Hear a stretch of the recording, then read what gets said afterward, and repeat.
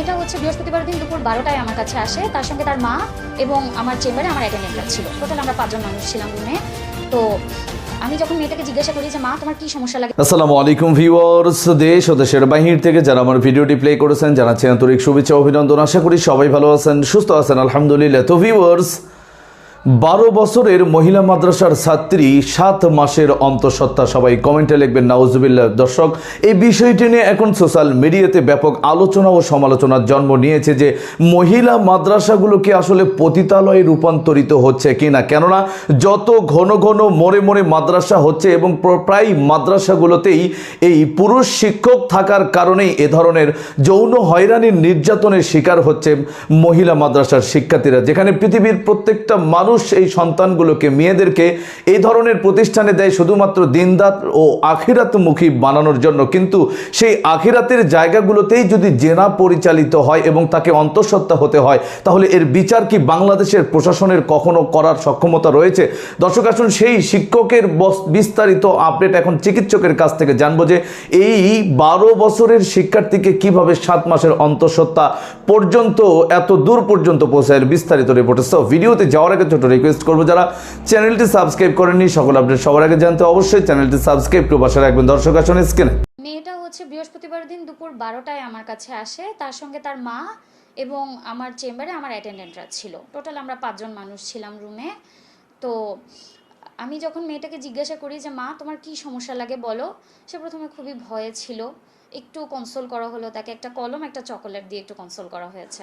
তারপরে সে আমাকে বলল, ম্যাডাম আমার পেটটা ভার ভার লাগে, কি জানি লড়ে।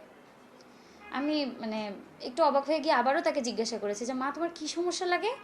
সে আমাকে বললো আমার পেটটা ভার ভার লাগে, কি জানি লড়ে। এরপরেও হচ্ছে আমি তাকে তার মার কাছ থেকে কিছুটা শুনলাম যে কি অবস্থা। তারপরে আমি আবার তাকে জিজ্ঞাসা করেছি যে মা তোমার সাথে খারাপ কাজটা কে করেছে। সে শুধু হুজুর হুজুর শব্দটা সে 2বার বলল, হুজুর বলে বাচ্চাটার পুরো ফেসে আসলে এতখানি ভয়ের এক্সপ্রেশন ছিল, সে এদিক ওদিক তাকাচ্ছে রীতিমতো। সে কমফোর্টেবল না, সে একদমই আনকমফোর্টেবল, চোখে মুখে পুরোপুরি ভয়। এবং সে বারবার হুজুর ওয়ার্ডটা 2বার রিপিট করার পরে বাচ্চা আর কোনো কথাই বলতে আগ্রহী না, সে আর কোনো কথাই বললো না। পরে আলট্রাসোনোগ্রাফি রুমে আবার তার মা ছিল। আমরা যখন বাচ্চাটার আলট্রাসোনোগ্রাম করি তার মা ছিলেন রুমে। তার মার সামনেও আমি তাকে বারবার বলেছি যে মা এরকম কেউ করলে, কেউ ব্যাড টাচ করলে তাকে মার দিতে হয়, তোমার মা কি তোমাকে বলেননি? তো সে দেখলাম যে বাচ্চাটার আসলে কোনো নেই, আগ্রহী নেই তার এই কনভারসেশনটাতে। সে শুধু একটাই হুজুরের নাম উচ্চারণ করলেই তার একটা চোখে মুখে ভয়, এবং সে আর তখন চোখে চোখ রেখে কথা বলতে পারে না, এদিক ওদিক তাকায়। এই মেয়েটা হচ্ছে ইয়াতিম, তার বাবা ইন্তেকাল করেছেন অন্তত আরও 4-5 বছর আগে। তো এই মেয়েটা তার নানির কাছে মানুষ, নানির বাড়িতে থাকে। আর মেয়ের মা সংসারের খরচ জোগানোর জন্য সিলেটে গৃহকর্মীর কাজ করেন, মানুষের বাসায় গৃহকর্মীর কাজ করেন।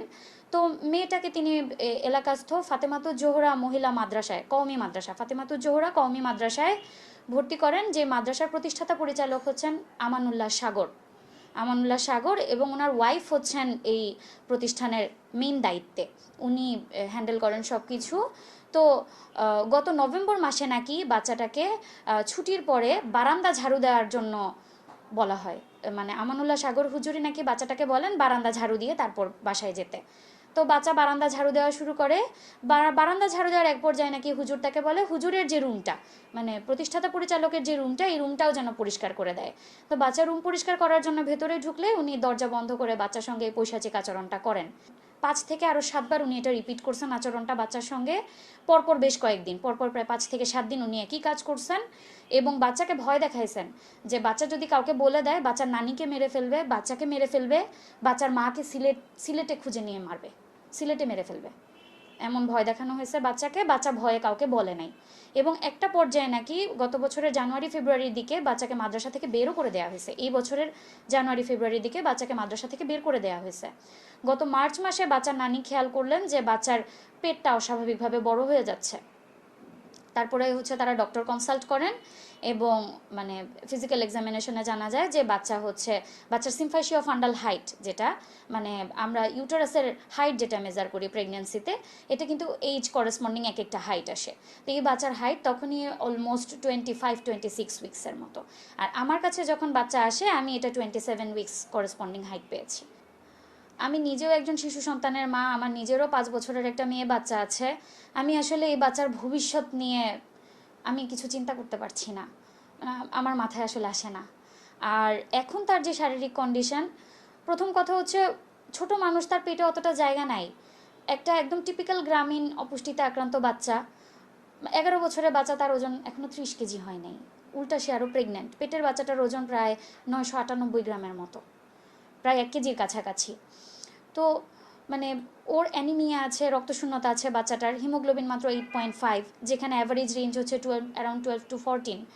আর গাইনোকোলজিতে আমরা যেটা আসলে পড়ি, আমাদের পুরো লাইনটাই হচ্ছে ম্যাচিওর ফিমেলদেরকে নিয়ে, মানে ডেলিভারি বা এই রিলেটেড লাইনগুলো এরিয়াগুলো ম্যাচিওর ফিমেলদেরকে নিয়ে। আর ছোট বাচ্চারা আমাদের মেনস্ট্রুয়াল লাইনে আসে, যে আচ্ছা তাদের মেনোরেজিয়া থাকতে পারে বা অন্যান্য প্রবলেমগুলো আমরা ডিল করব। কিন্তু এই বাচ্চাটার আসলে লেবার মেনটেন্যান্স কি হবে, আমার আসলে মানে আমি আসলে বুঝতে পারতেছি না, আমি আসলে কি বলবো। এবং তাকে যখন আমি তার ফ্যামিলিকে বলেছিলাম যে আপনারা আসলে কি চান এখন বাচ্চাটাকে নিয়ে, আপনারা কি বাচ্চাটা অ্যাবর্ট করবেন, পেটের বাচ্চাটা নষ্ট করে ফেলবেন, নাকি ডেলিভারি পর্যন্ত যাবেন, তারা নিজেরাও আসলে কনফিউজ যে তারা কি করবে। তারাও আসলে বুঝতে পারতেছে না, আবার তারা অ্যাবর্শনের কনসেন্টও দিচ্ছে না, যে বাচ্চাটা আবার অ্যাবর্শন করতে চাইলেও এটা আসলে আমরা কিভাবে অ্যাবর্ট করব। এখন সাথে 27 উইক্সের একটা বাচ্চার জন্য তো আমরা এই ছোটো বাবুর পেট কাটতে পারবো না। আবার একে যে নর্মালি আমরা বের করবো ওই সুযোগও তো আমরা পাবো না, বাট ক্যানেলে ওই পরিমাণ স্পেস নেই। তার মানে আমাদের ক্র্যানিওটমি করে বাচ্চাটা হয়তো বের করতে হবে। ও আসলে 11 বছরের একটা ছোট মানুষ, ওর কি আসলে এই জিনিসগুলা ফিল করার কথা ছিল, বা এই জিনিসগুলোকে ওর ফেস করার কথা ছিল? আর এখন যে সামাজিক হেনস্থাগুলো হচ্ছে, ওর তো আসলে মানে বিয়ে শাদী বলেন বা ফিউচার বলেন, ওটা নিয়ে তো আসলে কিছুই নাই ওর জন্য, আসলে কিছুই নেই। আবার এটা যদি আমরা ম্যানেজ করতে যাই, আমরাই বা কোন লাইনে আসলে ম্যানেজ করবো, আমরা কোন ডোজে তাকে ওষুধ দিব? পেডিয়াট্রিক্সের লাইনে যেটা, যে বাচ্চার ওজন উচ্চতা মেপে ওকে ওষুধ দিব, নাকি নর্মাল ডেলিভারির লাইনে যেটা আছে যে স্যালাইনের মধ্যে এতটুকু পরিমাণ ওষুধ দিয়ে আমরা তাকে ড্রিপ চালু করে বাচ্চাটা বের করবো? আমি নিজেই আসলে হতবাক হয়ে গেছি, আমার ভাষা। দর্শক, স্ক্রিনে আমরা সে সম্পর্কে বিস্তারিত জানাম। এই বিষয়ে আপনাদের মতামত কমেন্টে জানান, কেউ ভিডিওটি স্কিপ করবেন না। এই সেই শিক্ষক যার কথা আপনারা শুনলেন ও দেখলেন। এমন শিক্ষক দ্বারা যদি বর্তমান বাংলাদেশের মহিলা মাদ্রাসাগুলো পরিচালিত হয়, তাহলে আমাদের মেয়েগুলো সেখানে নিরাপত্তা কোথায়? অতি বিলম্বে প্রশাসনের দৃঢ় দৃষ্টি দিতে হবে এই সকল প্রতিষ্ঠানগুলোর প্রতি, যেমন এরকম ঘটনা আর কখনো না ঘটে। দর্শক, এই বিষয় নিয়ে আরও সরাসরি কথা বলেছেন সেখানকার স্থানীয় ও প্রশাসন। বিস্তারিত জানবো রিপোর্টে।